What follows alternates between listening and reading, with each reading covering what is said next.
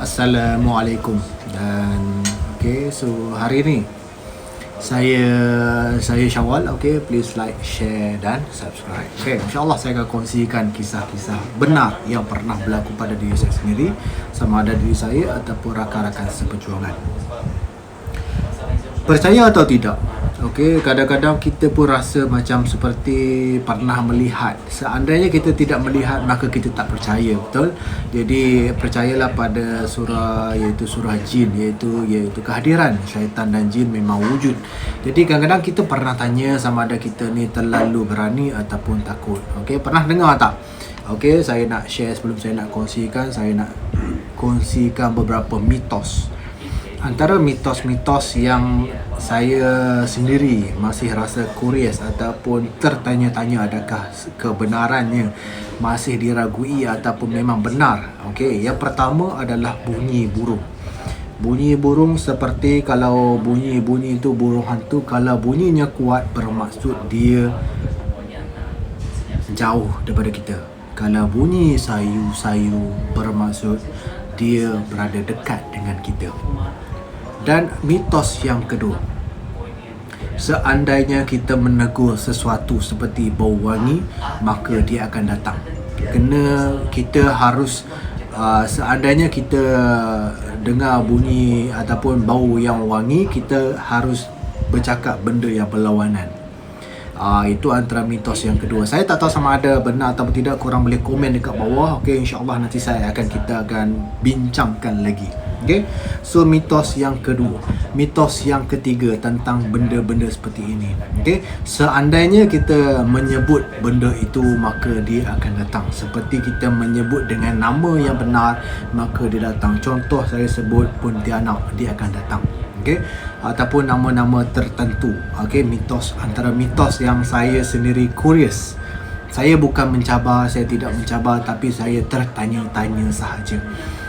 So yang perkara keempat, mitos yang keempat, yang antara saya sendiri pun agak tertanya-tanya. Kalau seandainya kita terasa takut ataupun kita terasa seperti tak boleh tidur, kita akan baca ruqyah. Betul, kita akan buka ruqyah. Jadi mitos-mitos tersebut yang keempat ni saya boleh jawab. Kenapa? Sebab saya sendiri pernah buat benda tu. Sebelum saya nak mulakan jungle story, saya akan cerita sikit lah. Ruqyah sebenarnya adalah dia ada dalam kandungannya ada surah jin dan beberapa surah ayat Al-Quran yang lain.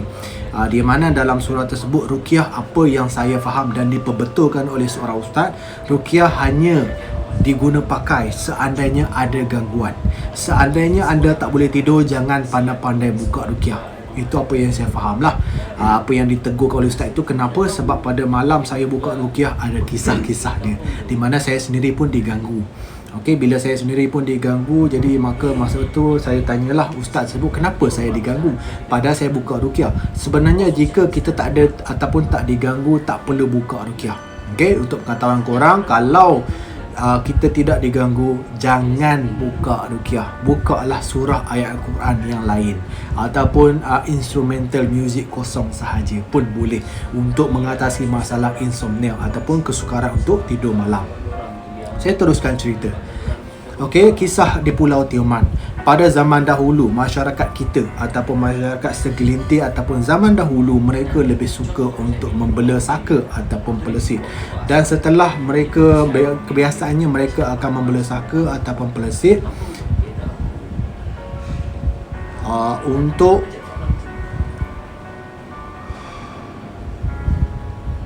menjaga kawasan mereka ataupun harta, ataupun memagar ataupun melakukan aktiviti-aktiviti yang kasar ataupun berat.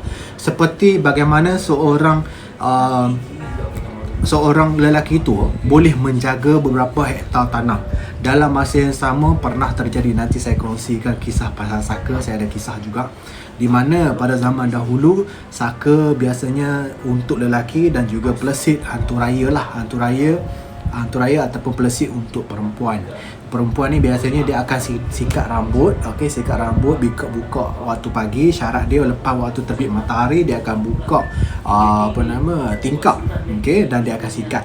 Okay, so kalau pihak lelaki biasanya dia hantu raya lah, hantu raya untuk kekuatan ataupun untuk mengusahakan ladang ataupun menjaga kawasan, okay, menjaga dia punya cucu-cucu ataupun dia akan turunkan secara turun-temurun lah.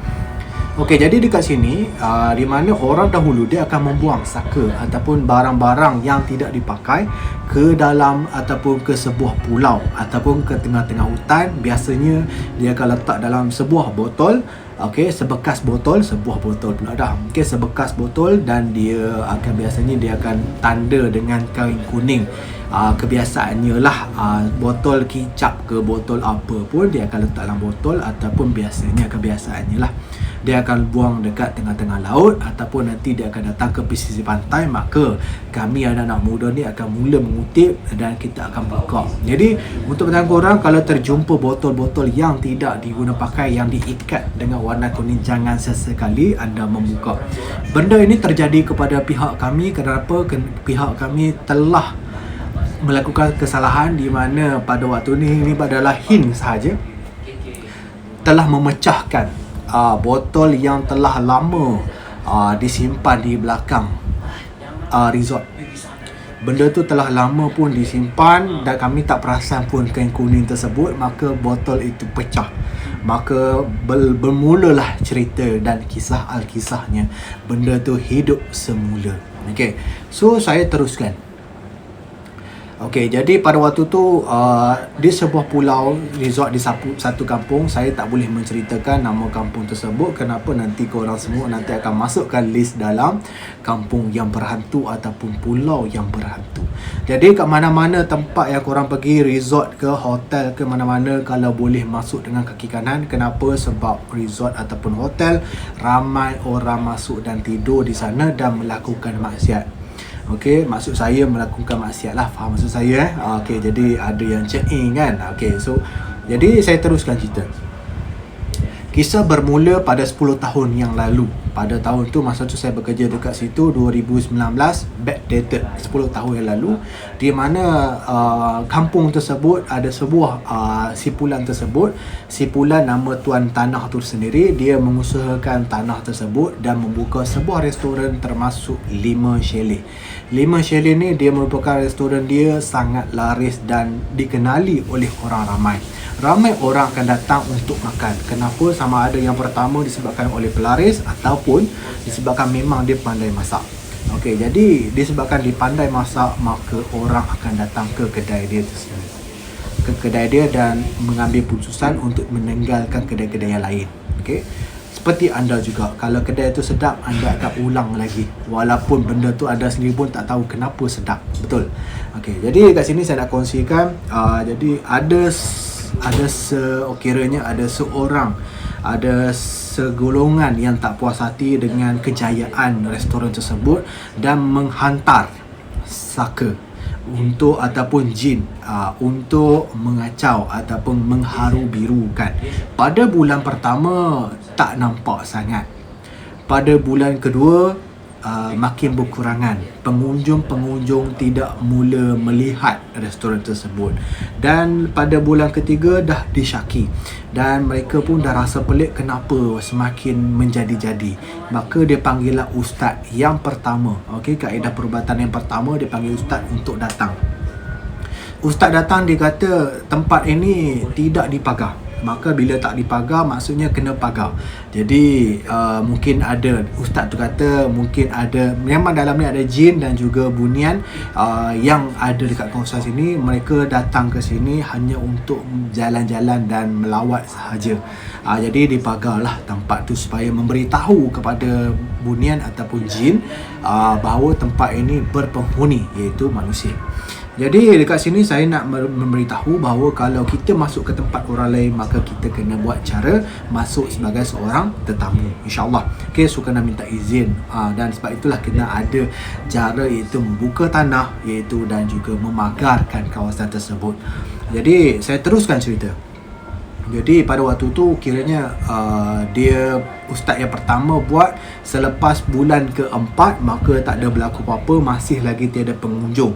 Jadi tuan tanah ataupun isteri tersebut termasuk sekali mereka merasakan mereka terpaksa membayar dan duit simpanan mereka semakin berkurangan. Jadi di situ mereka pun terpaksa untuk memanggil pawang ataupun tok pawang ataupun dukun yang tidak menggunakan ayat Al-Quran sebagai basic perubatan ataupun asas untuk bercakap dengan toleransi dengan jin ataupun makhluk lain. Itu maksud saya. Okey, jadi dekat sini mereka pun memanggillah tok pawang ataupun dukun untuk mengubati tempat tersebut. Dan tok pawang tu kata ada seekor jin yang sedang menutupi ataupun seekor jin yang menutupi restoran tersebut. Apabila orang datang, mereka tidak akan tahu dan tidak akan melihat restoran tersebut.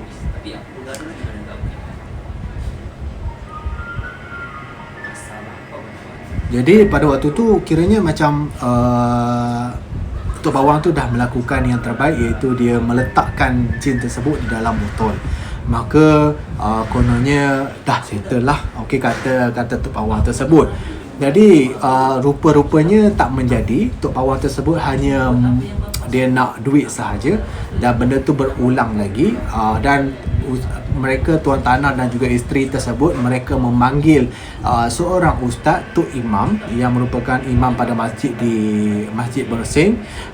Mersing korang tahu kat mana kan. Okey, so panggil untuk datanglah. Okey, so dia kata tolonglah, tolong kami, berapa bayaran pun tak apa. Dia kata tuan tanah tu. Jadi dia kata ustaz tu kata tak perlu apa-apa bayaran, sedekah kepada orang-orang yang memerlukan. Anggaplah benda ni adalah kos perubatan ataupun kos rawatan. Sedekahlah pada siapa-siapa. Okey. So maka ustaz tu pun membacalah surah jin dan beberapa surah yang lain. Maka ustaz tu kata sebenarnya tok pawang yang sebelum ni tak buat apa-apa pun. Dia malah menambahkan lagi. Ada lagi benda lain yang ada. So ada total 2 jin yang ada kat situ. So maka ustaz tersebut kata sebenarnya jin yang satu ni, seekor ni adalah milik tok pawang tersebut. Tak apa, saya boleh settle. Yang jin satu lagi ni awak kena bagi tahu kepada sepupu awak untuk tarik balik. Itu berpunca daripada sepupu awak. Dan saya pada waktu tu saya pada waktu tu mendengar kisah tersebut, history tersebut, saya sampaikanlah, saya cakap benda tu berlaku balik. Saya bagi tahu kat tuan tanah kan. So tuan tanah kata yes, benda tu. Okey, adakah benda yang sama? Dia pun menceritakan kisah-kisah balik, kisah-kisah yang tersebut yang saya tengah cerita pada korang lah. Jadi saya pada waktu tu saya nak percaya ataupun tidak terserah pada korang.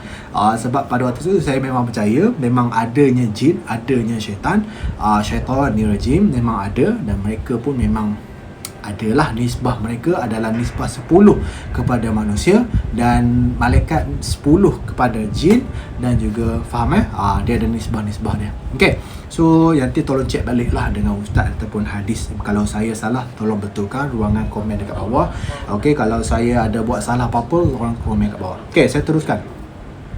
Jadi kiranya dia panggil ustaz yang ketiga, maka ustaz ketiga dah bagi tahu dengan cara supaya sepupu tersebut untuk panggil balik atau ambil balik benda tu. So dia orang pun tahulah bahawa sepupu sendiri yang buat. Kebiasaannya orang Melayu ni dia tak puas hati, dia ada iri hati, dengki, cemburu kalau seandainya perniagaan mereka laris.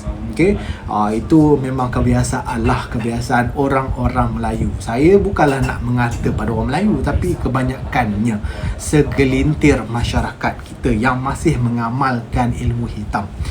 Jadi korang semua berhati-hatilah. InsyaAllah saya akan kongsikan lagi kisah-kisah misteri dan juga bagaimana kes tersebut boleh selesai. Nantikan part 2 pada malam esok pukul 10 malam, InsyaAllah. Jungle Story. Assalamualaikum warahmatullahi wabarakatuh.